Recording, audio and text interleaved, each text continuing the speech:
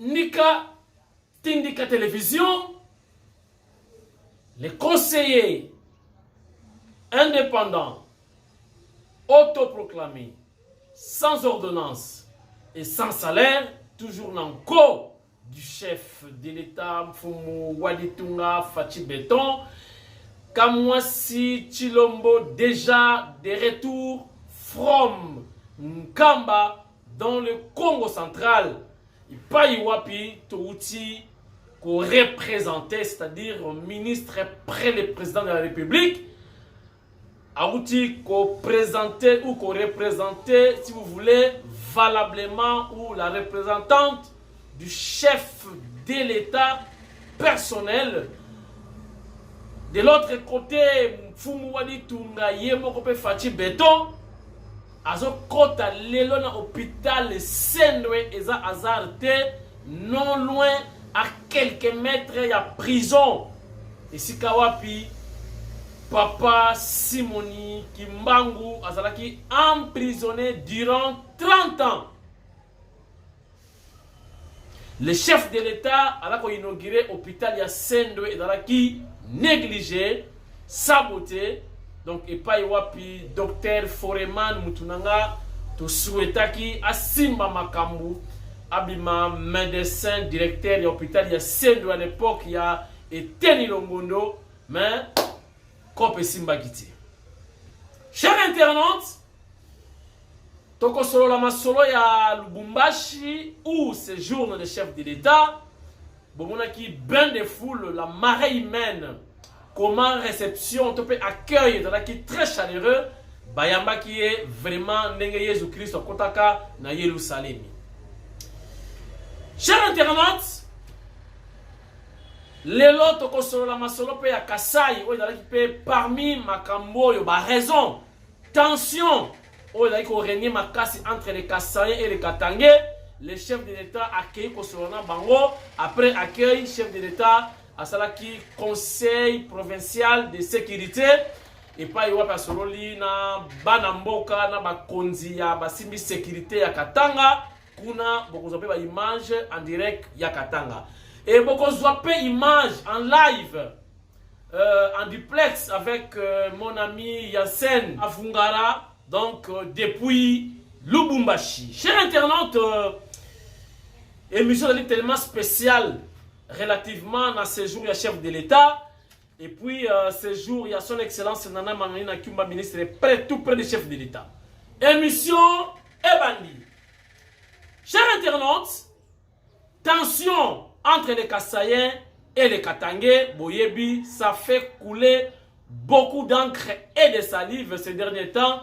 Batunyo Sobaninganaki, Batunyo Sobaninganaki, la guerre civile et banda, combat, il y a cage entre les Bakatangais et les Bakasaïens. Voilà, mieux vaut prévenir que guérir. Le chef de l'État a souhaité qu'on sa tension, qu'on bête la bango solo, qu'on paie sa message, il y a paix.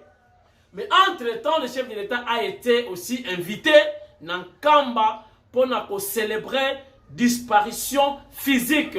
Donc, 63e anniversaire de disparition, il y a maman Marie Mouilou, qui molonga ni tope épouse, il y a papa Simoni Kimbangu. Cher internaute, chef de l'État a tali la liste de warrior, a poni son excellence Mfumubuku Mulonge Shiwakalasa, le ministre près le président de la République, Océan, le professeur des universités, son excellence Nana Manouanina Kyumba Fumubuku a ébissé kende ko représenter ngai kuna Nankamba. Mais hasard, tes chers internautes, Botala, et dans les spirituels, les initiés seulement pour comprendre ma cabane le basikoyo. Chef de l'État a ébissé Nana Manouanina, ministre près, tout près du chef de l'État, a que ne représenter valablement Nankamba. Donc, envoyé spécial, il y a chef de l'État. Nana Manouanina accueilli na anniversaire 63e anniversaire ya mwasi ya papa Simon Kimbangu. Botala kuna pe son excellence Nana Manouanina a quelque visiter mausolée oyo bato banya babanga kokota mausolée de bato bakisi kuna bakima mausolée ya papa Simon Kimbangu.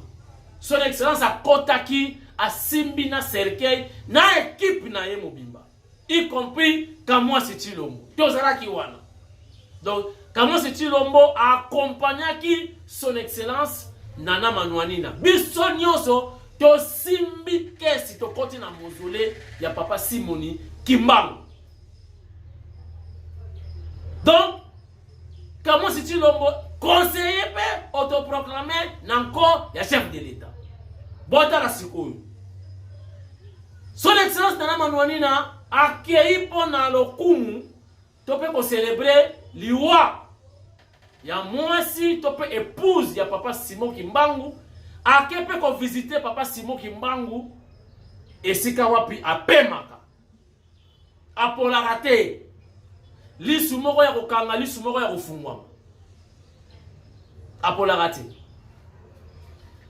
De l'autre côté, chef de l'État Fumuwadi Tunga Fachi Beton akeipe ko visiter hôpital oyo papa Simon Kimbangu akufelaki hôpital ya Sendwe na Kasapa na Lubumbashi. Bon comprendre. Mokonzi atindi son excellence Fumubuku Nana Manouanina Nankamba esika bakunda Zoto na mausolée ya papa Simon Kimbangu na mwasi na ye moko fachi ya kesi koyo esika papa Simon Kimbangu akufaki na mbetu numéro 7 na hôpital ya Sendwe. A 0 mètre na prison esika papa Simon Kimbangu asalaka 30 ans. Tala, na yebite na sala 30 ans. 30 ans après, ba kokuta papa Simon Kimbangu libanda ya prison fongwa mati. Ba yebisi zonga. Ayebisi bango na zonga ti. Nanko. Ba yebisi zonga. Abina zonga ti. À l'époque, ba yebi torture na ki makasi parce que ba ko betailler chaque jour au moins 120 fouets. Ce qui va bêtir, va glisser dans maï moko, ils allaient tout le voir piscine, bachana ba acide, na libanda ya prison. Après on va torture, on a nzoto elembaki, papa Simon Kimbangu a belaki, mais très heureusement sur la prison te. Le col à l'hôpital à Sendwe, il qui pembeni, ne ba maki na hôpital, et si ka kufaki, et si ka chef de l'État accueilli ko rendre, ko ça la visite, to pe ko inaugurer hôpital, on a qui négliger, saboter. Mokonzambo ka silisi ya komi moderne bato ta libanda bazo ya siko ko se faire soigner na hôpital wana.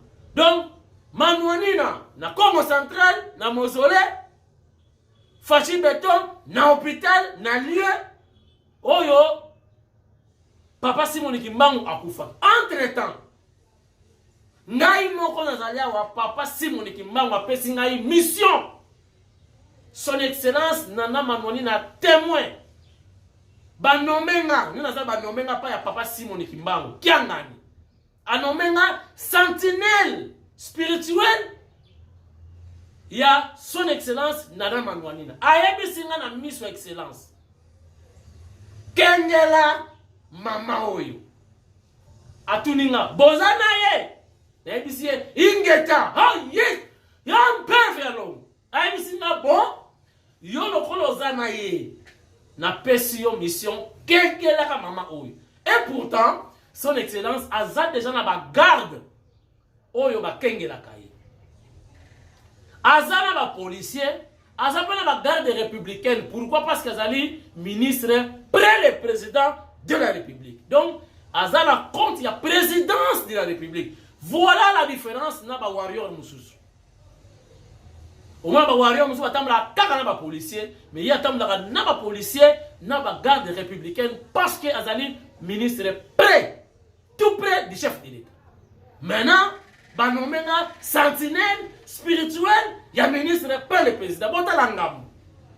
Donc moi la ressource les até dans pipa faut veiller ce qui son excellence a bien. Boyoki nuance, vous comprenez le message. Kimbangiste hoye. Kimbangiste hoye. Kimbangiste hoye. Makamuto moni kuna kadima hoyo ça c'est vraie élection. Mtakolongole pas zati.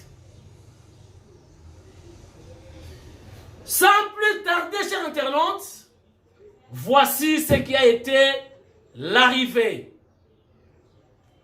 et l'accueil chaleureux du chef de l'État Lubumbashi, notamment Conseil de sécurité provincial, toujours à Lubumbashi.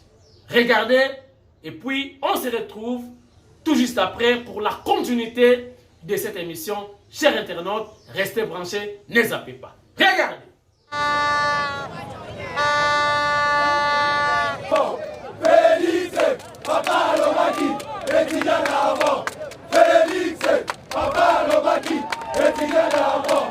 Félix, Papa Lobaki, étudiant avant. Félix, Papa Lobaki. C'est depuis la matinée de ce mercredi que les Louchoises et Louchois se sont massivement mobilisés pour accueillir chaleureusement le président de la République, Félix Antoine Tshisekedi Tshilombo, qui effectue une visite de travail à Lubumbashi. À l'aéroport international de la Luano, le chef de l'État a été accueilli par le gouverneur du Haut-Katanga, Jacques Yabula, à sa descente d'avion et il a traversé la haie d'honneur. Le Premier ministre Sama Lukonde et une délégation des membres du gouvernement, d'autres officiels, en l'occurrence le gouverneur de 9 provinces du Grand Katanga et du Grand Kasaï, ont aussi salué le chef de l'État à l'aéroport. Sur place à Lubumbashi, le président de la République va avoir des échanges avec des notables et leaders du Grand Katanga en vue d'appréhender les enjeux de développement de cet espace. Dans la capitale cuprifère, le président de la République visitera aussi quelques ouvrages réalisés dans différentes localités du Grand Katanga pour une évaluation des progrès socio-économiques réalisés depuis 3 ans. Le développement du Grand Katanga est aussi tributaire du meilleur climat de paix, d'entente et de cohésion entre les différentes communautés vivant dans cette contrée du pays. C'est dans cette optique que le Premier ministre Sama Lukonde a procédé le vendredi 22 avril à Lubumbashi au lancement des travaux de la conférence interprovinciale entre le Grand Katanga et le Grand Kasaï sur la cohabitation pacifique de leurs communautés. Les assises de cette table ronde visent le rapprochement de deux communautés, katangaises et kassaïennes, appelées depuis des lustres à vivre ensemble dans la paix, l'unité et la cohésion qui caractérisent le peuple congolais. Les forces vives de Lubumbashi ont, en dépit de l'heure tardive, communié avec le chef de l'État dès l'aéroport jusqu'à sa résidence officielle.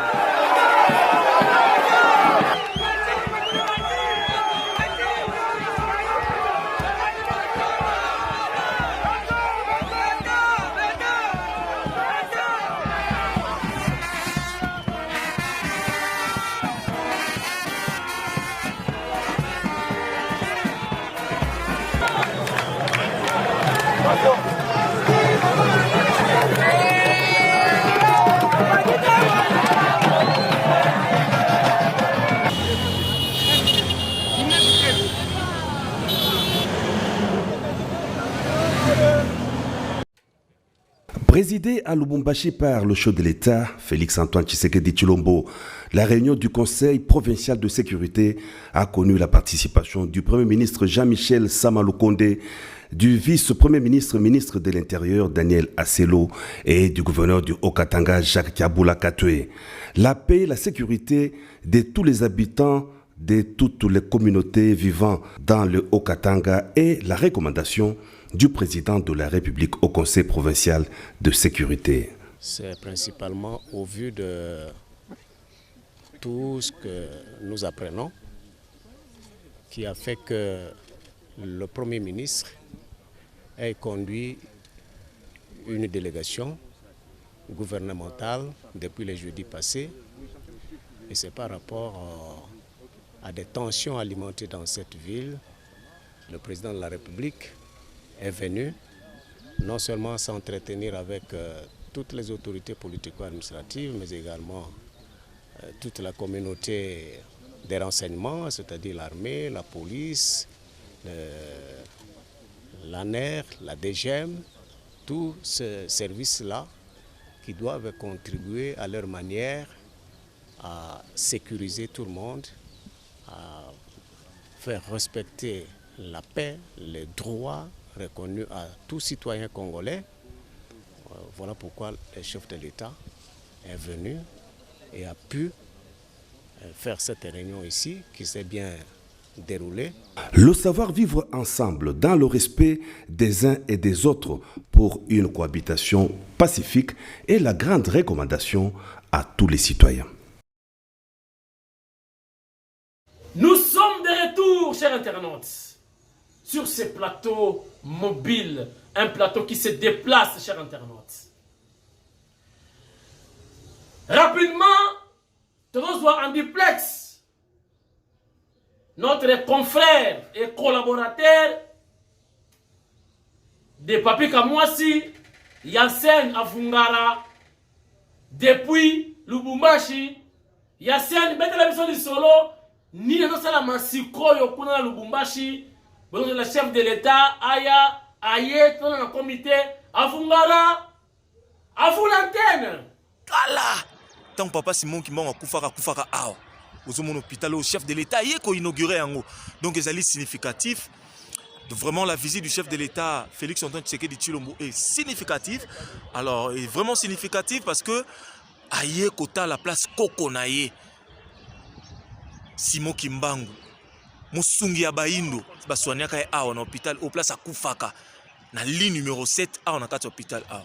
Alors, na Mosika, na pesi maman ministre Nabiso près de président de la République, maman Nana Manouanina, Oyo azalaki na Kamba récemment akendaki je crois zonga kilelo akendaki représenter chef de l'État parce que toloba azalaki anniversaire à 63e ya disparition ya mwasi ya Simon Kimbangu Oyo ba Kimbangi seno so balela ki ba sepela ki vraiment en fait ezalaki tamoko bo ya concentration ko yeba mama akenda koko akenda mais c'est ko sala nini pona ko pérenniser ba œuvre nae maman Nana Manouani na ministre près le président Akenda qui représenté et elle a représenté valablement le chef de l'État Félix Antoine Tshisekedi Tshilombo Bakisa Béton. Donc à représenter qui est Ezalaki Malamu, maman représenté valablement en tout cas maman Moussa Ozakosala Ezoebana. Et c'est comme ça ne vous en faites pas. Mokondo yo Kende ko représenté déjà informé à temps réel. Avant que tu aies ces rapports, c'est comme qui. Donc, ma solide est kitoko, donc pour nous kitoko. Donc, ça aussi significatif. Il y a Kende Kuna na kati ya Bakimbanguiste, qu'on représentait chef de l'État. Et puis, chef de l'État, le lendemain, à Yaoua, Kota la place Oyo, Simon Kimbangu, à Kotaka hôpital, place Oyo, Simon Kimbangu, à Kotaka Boloko. Donc, ils allaient significatif. En tout cas, Bandeko ba Congolais, Totika Félix Tshisekedi te, tous années sima parce que azali mwana bilaka yango boa komona ko ya place oyo Simon Kimbangu akufelaka et ça significatif. C'était vraiment important pour Félix Tshisekedi ya kobongisa ngo rapidement pour ça site mongo très historique pour na biso baindo pe pour na ba mindele pour papa Simon Kimbangu azaka pour na bato baindo te pe azape ya mindele. Botika na malamu ngana za ko continuer ko lakisa bino ba place oyo ndenge ba bongisi yango na kati kuna to kozelaka arriver à chef. Allez, kitoko. Nous sommes de retour. Est-ce que vous saisir? Est-ce que vous comprendre? Makamuna lobby, oyo na ya scène à lobby à Fungara. Et balani, to et balanité. Voilà. Donc, secret, ça dit mingi même na kacha ba warrior nyonso, ba kokanité. Pas trop de polémique, mais d'information, bon comprendre. Chers internautes, n'a profité de l'occasion, il y a une émission à l'élo, n'a souhaité joyeux anniversaire, na maman présidente, il y a MDDC Paris, et Kinshasa. Il s'agit de Madame Christine Mpinda, Mpinda wetu, motema ya Josephu Mpinda, ba parisien ya solo organisé, ba fandi sa foyer, ba tonganda kuna poto, ba fute la kate, na ngambu mundele, bango na kati. Ngamoko na kenda bayambanga kuna na fongola muno. Bakasaye moko organisé. Bakasaye ya boye bakeluka nini na Lubumbashi. Bakesani na Katanga. Po Katanga mokonza mboka alingi kinya ekota. Mais mokonzi mboka pe Fati Beton aye ba cause eza nini ya exode. Pourquoi bakasaye bazo longa na Kasai bazo ke na Katanga. Bozongisa miba. Botala état de besoin ya miba. Qu'est-ce qu'il faut pour miba zonga réellement? Brasimba et Kangama. Bière au babelaka na Mbujimai et utaka na Katanga. Bière était à 7 000, 8 000. C'est presque $5 une bière. Ou une bouteille de bière. Cher internaute. N'a pas reçu ma bouteille à $5. Si on met la 4 bouteilles, na Mbujimai, n'est pas fini à Kingo. Chef de l'État, Talaka ya Bakasayen, pour pas que ne soit na Katanga. C'est vrai. Ata yo moko na ndako ki ba paya baye 10. Ngaso boye 10 na pale na Bible na tikini no pale. Yango pe bakatange baza koloba. Boluka solution rapidement pour bakasaye bayape en masse na Katanga. Encore une fois, joyeux anniversaire maman présidente Christine Mpinda. Mpinda wetu totikala kaka na yo.